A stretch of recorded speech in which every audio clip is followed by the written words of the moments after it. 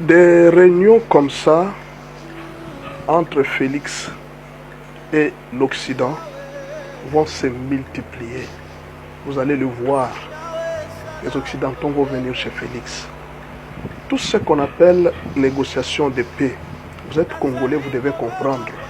Si on ne vous explique pas les dessous des cartes, vous risquez de vous perdre dans les déclarations politiques. Vous allez voir les Américains qui viennent, qui vous disent « Nous sommes derrière le Congo. Nous sommes avec vous. Nous sommes dans la position du Congo. » Ne vous contentez pas des discours des caméras. Il faut connaître les dessous des cartes. Que cherche l'Union européenne chez Félix Tshisekedi? Que cherchent les Occidentaux chez Félix Tshisekedi? Le problème qu'il y a ici dans la négociation avec les Rwandais et autres, il y a un seul problème. Les Occidentaux demandent des choses au président Félix Tshisekedi. Premièrement, il doit libérer Mwanga Chouchou. Mwanga Chouchou, et il doit lui restituer tous ses droits, c'est-à-dire les minéraux de Rubaya, et lui restituer tous ses droits. De deux, les minéraux de Rubaya les minéraux de Rubaya de Mwanga Chouchou doivent être sécurisés par une armée neutre. C'est-à-dire, quand on parle de l'armée neutre, c'est une façon de dire que ce sont les Rwandais qui doivent constituer toute la défense de tous ces minéraux. L'objectif, c'est que, en fait, le président doit faire une chose comme si les minéraux de Rubaya n'étaient pas pour la RDC. Les minéraux de Rubaya n'étaient pas pour la RDC. C'est quelque chose qui doit être une coopération entre les politiciens, donc quelque chose qui enrichit les politiciens. Au lieu que l'argent entre dans les caisses de l'État, il faut que cet argent entre dans les poches des politiciens. À ce moment-là, nous allons manger nous tous.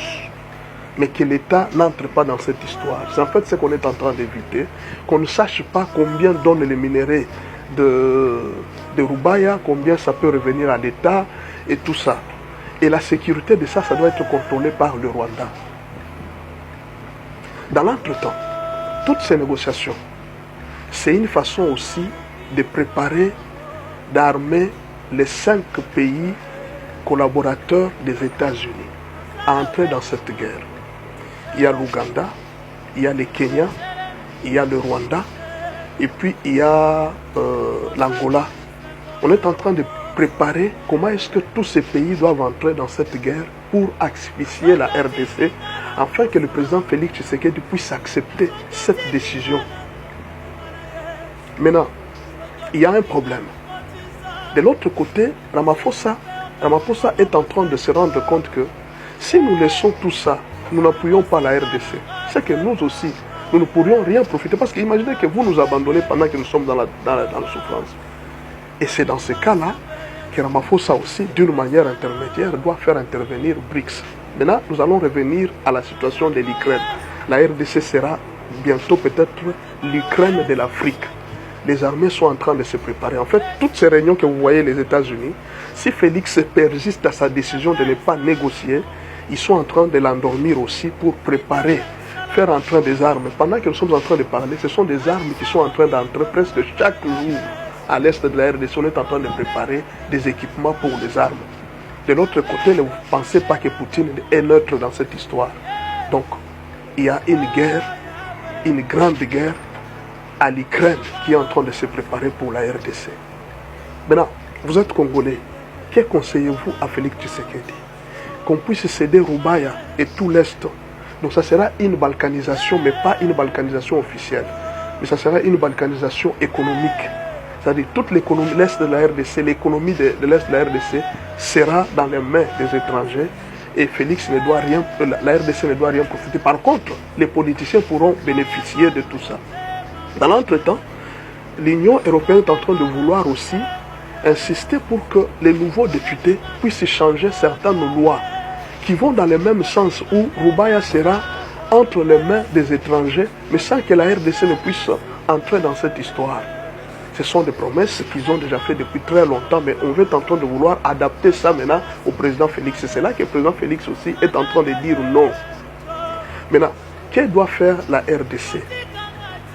qu'est-ce que le peuple congolais doit faire? Je commence d'abord par le président Félix. Qu'est-ce qu'il doit faire dans cette situation? Moi, je ne suis pas à sa place.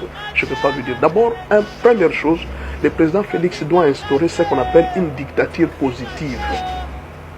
La dictature positive, c'est quoi? C'est une dictature qui enfreint le loi des citoyens, mais pour le bien de la population. Par exemple, on ne peut pas permettre à tout Congolais de faire ce qu'il veut, comme il veut. On ne peut pas permettre à tout Congolais de dire ce qu'il veut devant la place publique. Ça, c'est la première chose. On doit instaurer une dictature positive. On doit contrôler. Tout Congolais ne doit pas être libre de faire ce qu'il veut. On doit contrôler les médias. On doit contrôler tout ce qui se dit pour qu'on n'influence jamais la RDC aux mauvaises décisions. Ça, c'est la première chose. Le contrôle des médias. On doit contrôler les opposants, la sortie et les entrées des opposants. Il faut maintenant commencer à contrôler tous celui qui est dans le pays. Deuxièmement, il faut renforcer la sécurité à toutes les 9 frontières de la RDC. On doit renforcer une très grande sécurité parce que ça, là, ce n'est plus un problème du Rwanda et de la RDC. Ça devient un problème entre les grandes puissances. Ce n'est plus un problème au niveau vraiment du Félix Tshisekedi. La troisième solution pour la RDC, c'est le patriotisme. Je ne peux pas vous tromper. Devant le patriotisme, les Occidentaux ne peuvent rien. Si le peuple congolais continue chaque jour à se haïr, à se dénigrer dans les réseaux sociaux, nous n'arriverons jamais au résultat. Et on va nous prendre le pays. Parce qu'il y a pour le moment des gens qui continuent à penser que Félix ne mérite pas d'être là où il est. Il y a les autres qui disent que non, bon, c'est tel qui devrait être. Comme si tout celui qui pouvait être président, devant cette situation, il devrait être confronté à ces mêmes problèmes. Il n'y a que deux solutions. Soit vous cédez aux Occidentaux et vous avez la paix, ou soit vous prenez la décision de dire non. Et la guerre continue jusqu'à ce qu'on va voir celui qui va vaincre. Les Occidentaux sont sûrs que nous avons des armes, nous avons tout, la RDC c'est rien. Mais maintenant là, avec les alliances, si nous entrons en alliance avec le président Poutine, ça deviendra, les données vont changer. Et il y aura la peur qu'il y aura un embrassement. Parce que là, je vous dis, le Kenya va entrer dans cette guerre, l'Ouganda et tous les autres pays, même l'Angola va entrer contre nous. Soyez sûrs. Et la guerre ne sera pas seulement à l'Est. On va mettre la guerre même dans d'autres frontières là. Tous les pays, même parfois les Congo-Brazzaville ici peuvent finir par nous attaquer. On ne sait pas. Donc nous devons faire très attention. La Zambie peut nous attaquer, on ne sait pas. On ne sait pas, la guerre peut être très grande sur toutes les nos frontières. Nous sommes en train de nous dire seulement à l'Est. Pendant ce temps, peut-être qu'ils sont en train de se préparer des autres côtés. Et autre chose, en dehors du patriotisme, on doit récompenser des gens qui parlent du patriotisme. Il ne suffit pas seulement de laisser les gens parler du patriotisme sur les réseaux sociaux, on ne les protège pas, on ne fait rien. Je vous donne par exemple les gens comme un journaliste comme